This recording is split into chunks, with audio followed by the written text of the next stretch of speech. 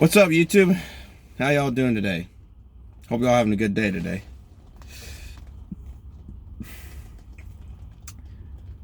So yeah, I'm sure you read the title of the video and you're probably wondering, what is this all about?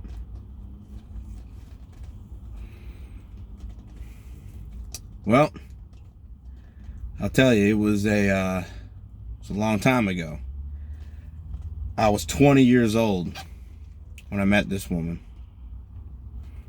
It'll be 8 years in December that I met her. So I met her in early December of 2013. And I was 20 years old. I was living with my dad at the time.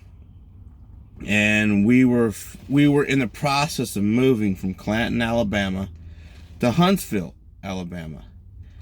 Now, and I was actually in the process of transferring from different colleges. I was going to community college at the time, Jeff State University, or Jeff State Community College, or whatever, not university, there in Clanton. And I transferred from there to UAH, University of Alabama in Huntsville. And now, UAH is kind of known for its, believe it or not, for its engineering school. And at the time, I was going to go to college for mechanical engineering. So I yeah, I thought I wanted to be an engineer, but later on I changed all that, which another story, another day. But we had limited internet because, again, we were in the process of moving, so I had to go away to this truck stop on the edge of town.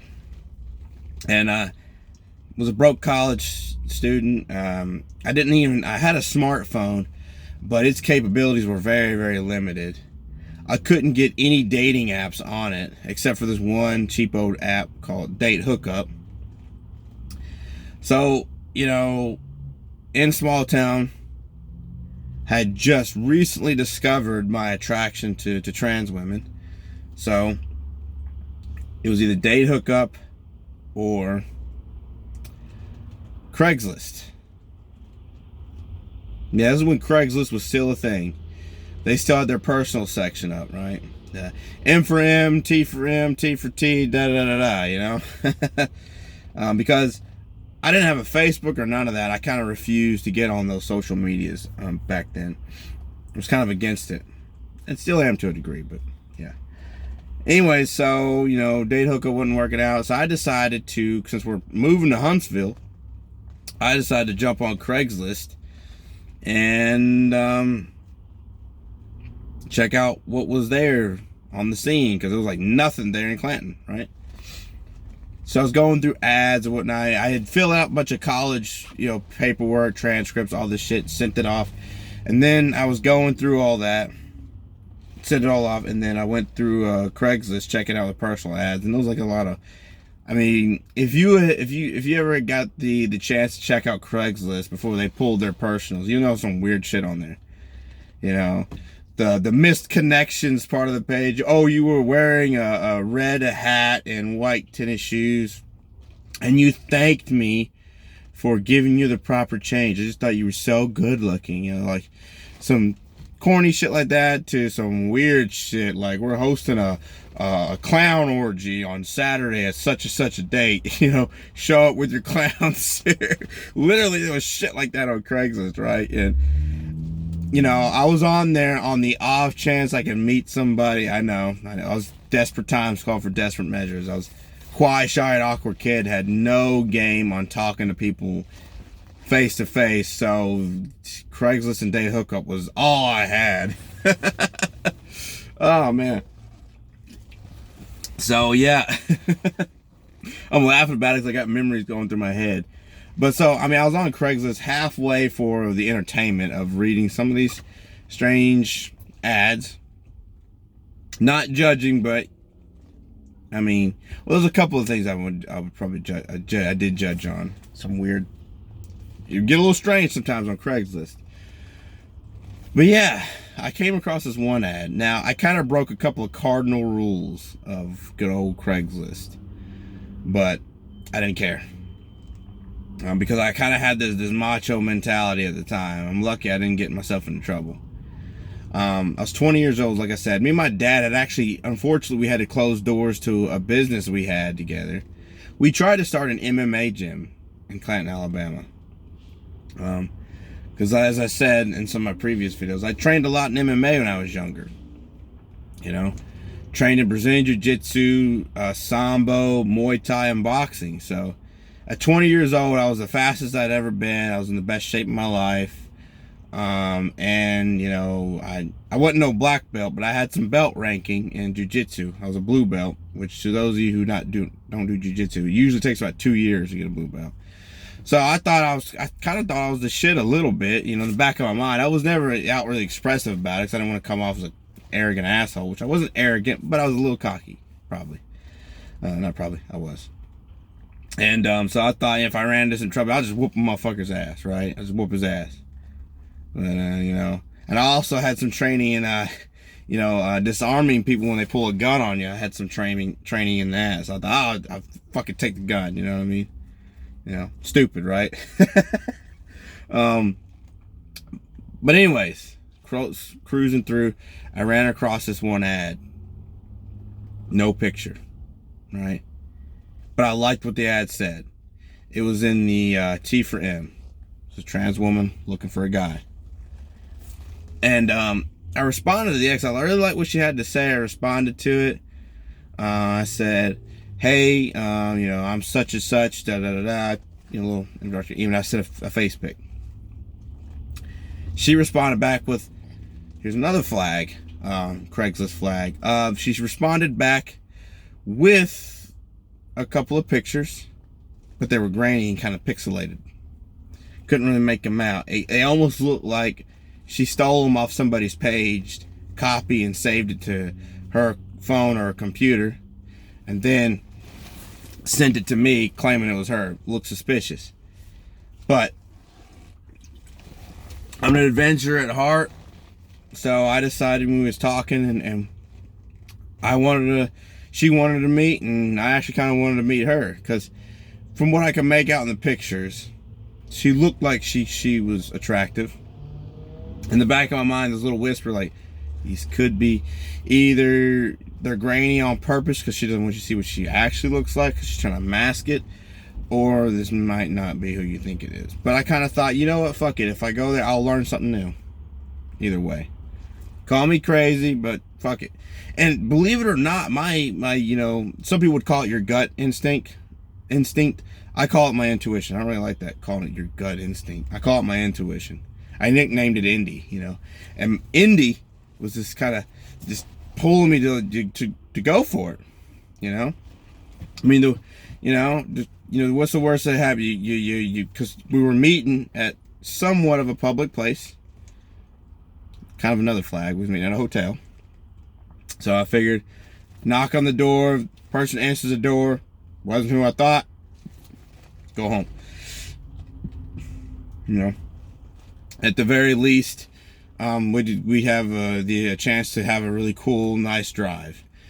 About 2.5 hour drive. Because, again, we weren't quite moved to Huntsville. We were in Clanton, which is 2.5 hours south of Huntsville.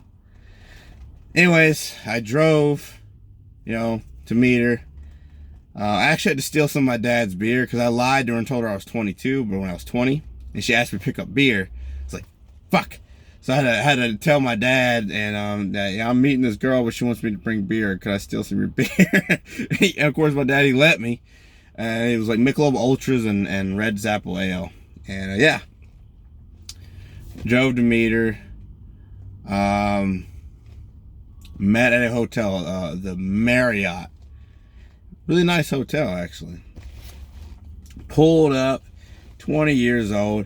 My cowboy hat was brand new. I only had it for maybe a year or so, and I was in my I think it's called the Conoco Midnight Blue 2010 Ford Mustang, little 5-speed in the center. This is my first stick shift car.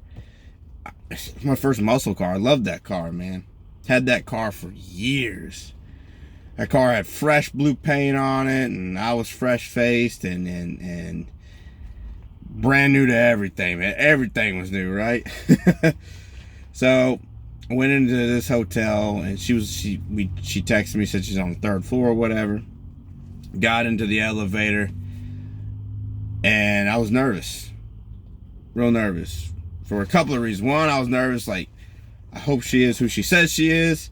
And second of all, I was nervous because here's the thing you gotta understand about me. I'm an awkward person. I'm eccentric. We'll say I'm eccentric. We'll be proactive here, positive. I'm eccentric. I'm different. I do things in a different way, in a different fashion. And I'm quiet and I'm shy most of the time. I didn't really have my first real girlfriend until I was 18. I didn't lose my virginity until I was 18. And again, my main focus at the time was MMA and the gym and in college. So I didn't really have a whole lot of time for dating. Didn't really have a whole lot of resources for dating anyways, because I was a broke college student.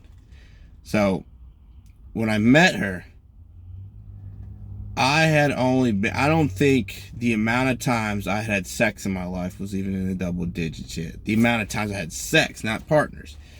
Because I had one girlfriend and we only dated for a little while, and then I had a one night stand. I think 2 one night stands. And then I met her. So I was practically a virgin, yo. At 20 years old, I was practically a virgin still, you know. And yeah, man.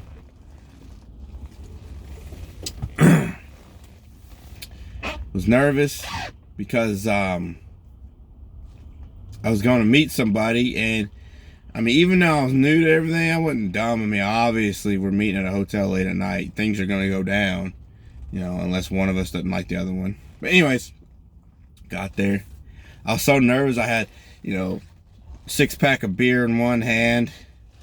I didn't get flowers, man. I should have got flowers, but didn't get any of that.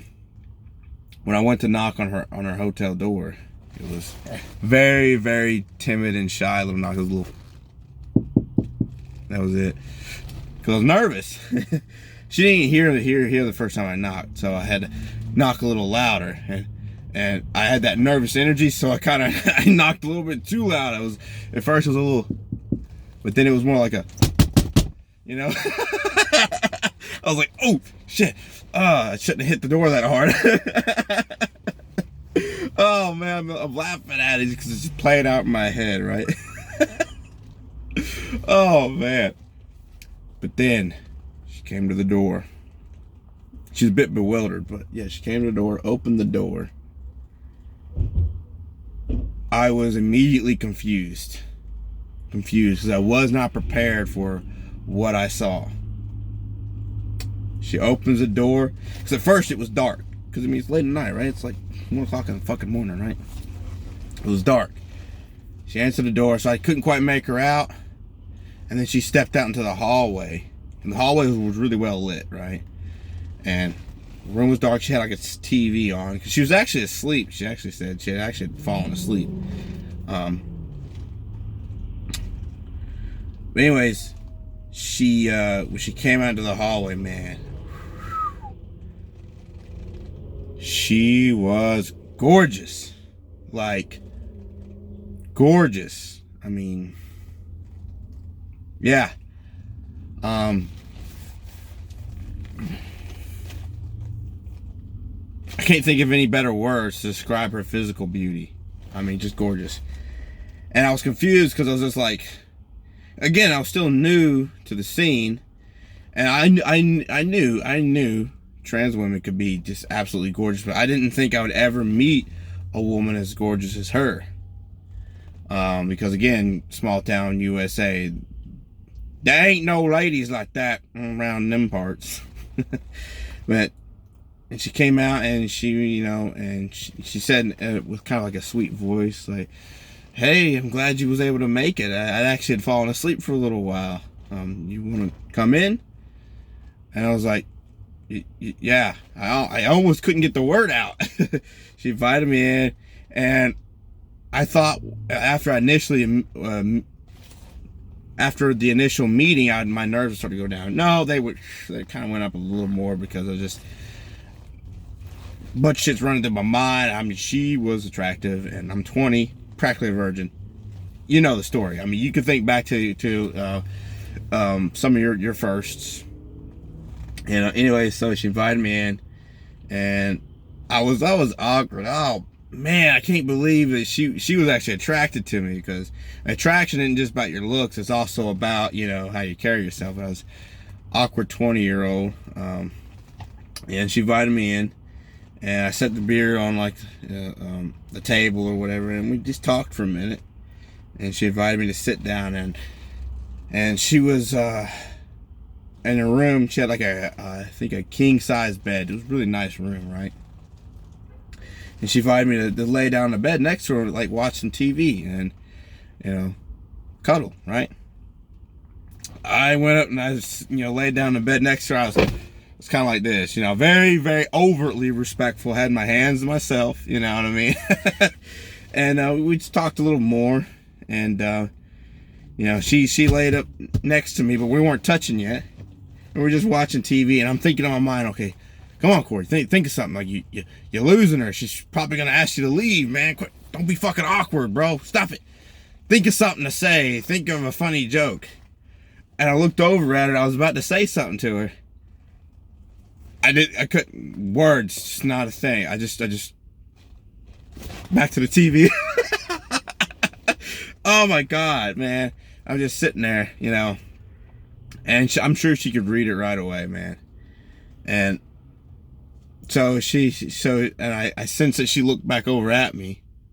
And I looked back over at her, and she cracked a smile at me, and that smile brought my nerves down a little bit, you know what I mean? And she just smiled at me, and to this day, I know I missed a cue for me to. She wanted me to like reach over and put my arm around her. I could tell. Thinking about it now, but back then I couldn't tell. I didn't know. It was like a 747, straight over my head, man. And because when she looked at me and smiled, she kind of did a little shoulder nudge, like, "Come here," you know what I mean? Missed it completely. And so I can't remember. I think I finally thought of a topic of discussion to talk about, right? So I turned to her again, and I'm about to start talking to her, and she scoots right up onto me, and her leg is right up against my leg. Lost the topic in my mind, gone. Lost it. I forgot. Gone. And so I'm just sitting there, and then I'm just like, and then she looked at me again, and she reaches up and grabs kind of like right here with her hand. And I remember when she reached up to grab me, I get the scent of her lotion. That's when I first got, and she always wore this lotion. It was like some sort of French something lotion, and it smelled wonderful. It was intoxicating, right? And she reached up and she grabbed me right here and pulled me in and just laid it on me, man. And we made out for a good, 30, 40 seconds, and we're getting into it, right? You know what I mean? Like, our tongues are intertwined, a little bit of nibbling on the lip, and I never felt that before. Never thought of nibbling on the lip, and she did that to me, and I was like, ooh, I like that. So I did it back to her, just delicately, just nibbling on it, and we're just all up in each other's faces, right? And she steps over. Like, it was a little awkward too, because when she went to step over, she basically is gonna straddle me, right? She's like, because I'm like sitting on the edge of the bed, right? And so she steps over to like straddle me, and she's like, you need to scoot over a little bit. And I'm like, oh man. So yeah, and then I'm gonna stop the details right there. This is not no 50 Shades of Grey, but kissing more, and clothes went off. You know the rest. Skip scene.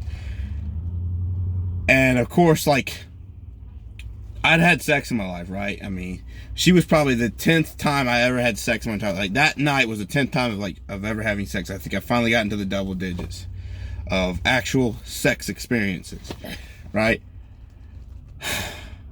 Man, let me tell you what. And we actually did it multiple times that night.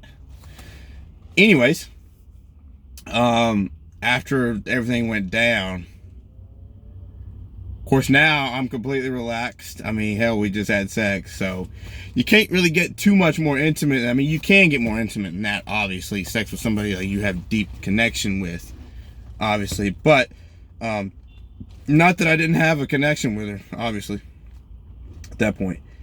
After it all went down, like, we just sat and talked. For quite some time, just talked about different things, talked about life, talked about where we're going in life, and then things like this. And it was so surreal, because it was just like something out of a movie, man. Like, at the time, and to this day, my favorite movie is Cloud Atlas. And there was a few, like, intimate love scenes in that movie that, you know, that not like love making, but just like intimate scenes where things are being shared and talked about in that movie. And I just felt like it was like a scene from a movie, man. Like, and we just sat and talked, and there was like a little balcony, not really balcony, it's like a big window. This is like I think it's called a day couch right there in front of the window. She had the window cracked because it was a non-smoking room, but she was smoking her cigarettes. And I mean, I ain't gonna lie, I never even wanted to fall for the, oh, you look cool smoking cigarettes, but she made it look just like everything, man. We were just talking back and forth, and she was just, I found out she was from, I'm probably gonna butcher the name of the town. Murillo, Mexico? Fuck, I can't remember. I could picture how to say it now, or not picture, but anyways, and we were talking about that, where we're from, where we grew up, and she was just sitting there smoking on her cigarette, and we're just talking, and she would just smile at me often. It would just knock me down every time, just this smile, you know. And it was like kind of like I don't want to say crooked smile, but it's like one of those smiles where like kind of like this. But I mean, she looks way more sexier doing it, obviously. And we just talked, man, and I just felt like flutter of emotions in my heart. And I just like, in the back of my mind, like, what is this wonderful feelings of what the fuck? What? You know what I mean? It was the first time I ever felt something, a deep romantic connection and attraction, and it was just a whole soiree of emotions, and just talking with her and connecting with her, and it was just everything, man. And that night, I didn't sleep at all that night. I think I might have dozed off for 30 minutes, but that night it was just, yeah, I mean, you know. And unbeknownst to me, man, I had fallen in love with a woman whose profession was escorting. I said it. She was a call girl. She was an escort. I did not know this when I first met her. Didn't know it at all. And she didn't tell me. I had to figure it out on my own. Because obviously I got suspicious, because she traveled around from state to state to state. Because the initial story was that she was just there in Huntsville visiting friends. That's all it was. That's why she was in a hotel. She was just there visiting with friends. And I was like, okay, you know. And I believed her. I mean, I didn't, at the time, I didn't see any reason why not to believe her. And, but then she came into and obviously we kept in contact, messaging, talking to her, you know, as often as I could. But she kept coming into town, and she told me that she worked in cosmetology, you know, cutting hair and shit like that, right? She was a hairdresser. And I was confused, because I was just like, Like, I know I don't have a profession yet, but to me it just seems like, how could somebody who cuts hair can afford to always be, because I'd call her up and talk to her. She said she's in such and such state, what? And she told me she was going to be back in town at such and such a date or such and such a time, whatever, right? And I was confused, like, how could somebody who cuts hair, like, first of all, she seems to be taking off from work an awful lot, and second of all, how can she afford to take off from work and afford to be on these shows? It was confusing me. And I remember my mother told me this documentary she had seen long ago of women who were escorts, and that they traveled from state to state to state. For one, to, I guess it helps with their income, and two, it helps keep them from getting caught by police, because when you travel over state lines, you have a whole new set of jurisdictions, and nobody's going to pay a super lot of money to go after escorts unless somebody is hurting somebody, unless she's like spreading diseases or something like that. She has like HIV and she's been purposefully giving it to people. Like, no organization was going to pay a whole lot of money to try and catch these women or men who do this, So generally, it's kind of a lucrative business, I guess. Dangerous. But yeah. And I took her number and I got suspicious, because when my mother told me this, when I was like, she told me this, I think not long after I met her. Not my mother met this woman I'm telling y'all about. And it clicked on me. I was like, oh no. So I took her number and I put it on Google, and I found her ads. Ads from all over were popping up. Fucking broke my heart, man. We weren't in a relationship or anything like that. I actually was trying to be in a relationship with her. We try and talk to her, try and say I could save up, because I was working at a bistro at the time. I was like, I could save up and come see you. Like, I was trying to do the long distance thing. Like, I was trying to pursue her. And I found all these ads, man, and I was just like, my heart just fell to my feet, man. I was just like, oh man. And I was in shock. And I was like, damn it. But here's the thing. Call me crazy. The heart's crazy, man. The heart is a lunatic at times. I still tried to pursue her. I still said, you know what? And I guess you could call me, at the time, I guess the term now is simping. Oh, you were simping back then. But I was still really be in a relationship with her. I didn't tell her at first that I knew. I didn't tell her that. I kind of kept it to myself. And I still pursued it. And when she came back in town the next time, I still met up with her. And, of course, we, talked, did things that two adults do when they're essentially in a friends with benefits. I was in a friends with benefits. I didn't want to be, though. I wanted more.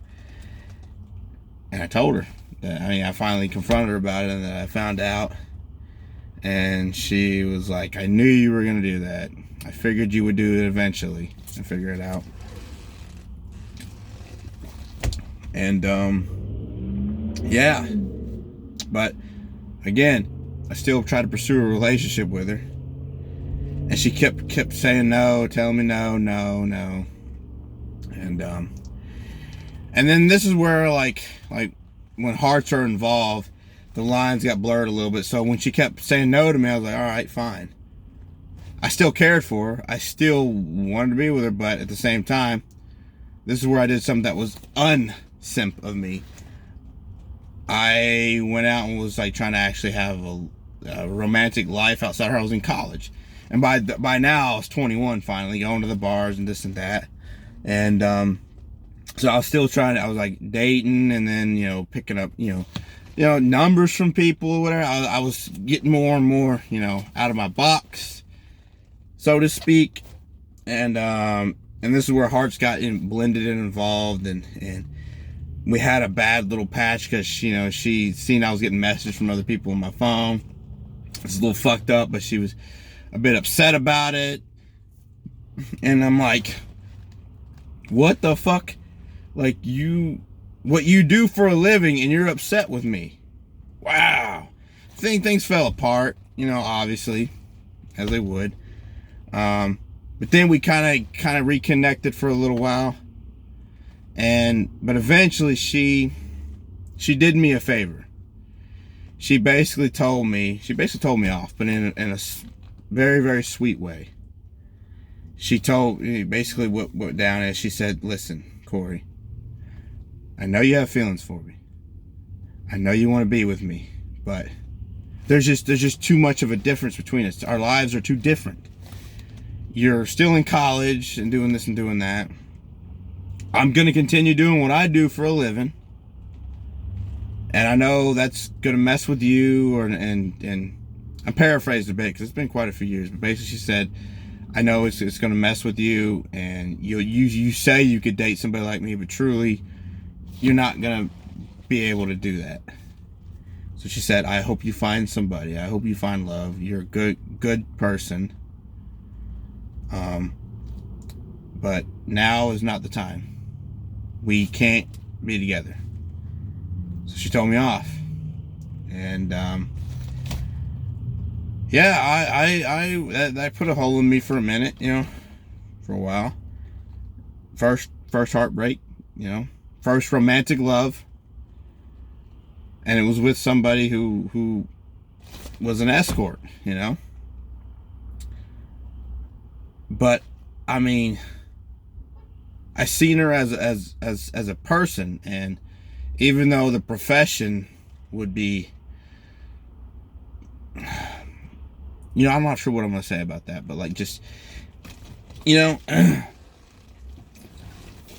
I regret seeing her and being with her? Hell no. Was it dangerous? Yeah, for various different reasons. When you live that sort of lifestyle, you kind of get caught up with certain types of people, not to mention STDs, HIV, very, very real thing that could happen to you. You can end up getting infected with. And I've heard many stories of some of these women who do that profession, end up catching it, and still continue to do that profession. And I ain't gonna lie. The first night I was with her, wasn't safe. Stupid. Dangerous. She's probably, and I'm not downtrodden anybody who does this for a living. I have a very neutral standpoint on it, because I know there are certain, trans women are just oppressed and discriminated against, and there's a mixed field on this. Like, some women have jobs in the real world, and some women can't get jobs because they're discriminated against. We're not here to talk about that, but that's why my standpoint is neutral on it. Where was I going with that? I wasn't safe with her the first time, and she was she was the most dangerous person, statistically speaking, the most dangerous individual to be unsafe with, to have unprotected sex with, because of the work that she did, knowing now, because I didn't know about, prepping, I'm sure she was probably on all that sort of stuff, because, she wasn't stupid, but still,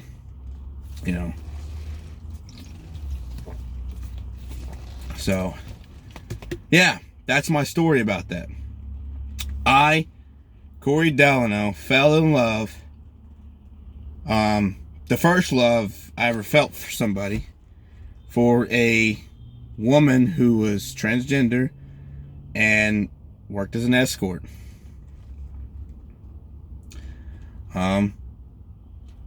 But I don't regret it at all, because she taught me a lot of things about myself and a lot of things about life in general, just her presence in my life.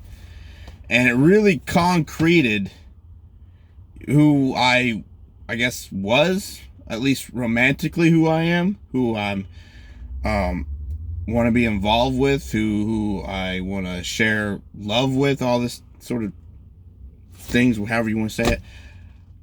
She was a big factor into helping me discover more about me, because she triggered certain thought process, many nights of up thinking about things and just pondering and all this sort of thing. Yeah. Drop your comments down below. I'm gonna drop my email account down below. Send me your thoughts and comments and emails and all this other good stuff. And I know this video is long, and if you've watched it through and through, I greatly appreciate you. This is my longest video yet. Thank you. Excuse me. Thank you for watching, yo. Little test for those of you to see if you watched it below. Ask me in the comment section. You'll make your statement, your comment. Ask me in the comment section of why I love Star Wars. And drop an email with that, and I'll email you why I love Star Wars, particularly KOTOR. Put why KOTOR, KOTOR. All right, let me know so that way I know you watched it through and through. Or at least you skip forward to the end. But which, why would you skip to the end? Like, a lot of good shit's in the middle here. But anyways, I'm gonna get off here. Thank you all so much for watching. I know this is a long one, but just thank you. Thank you for your love and support. You naysayers out there who don't want to learn anything, like I said, there's one for you. Peace.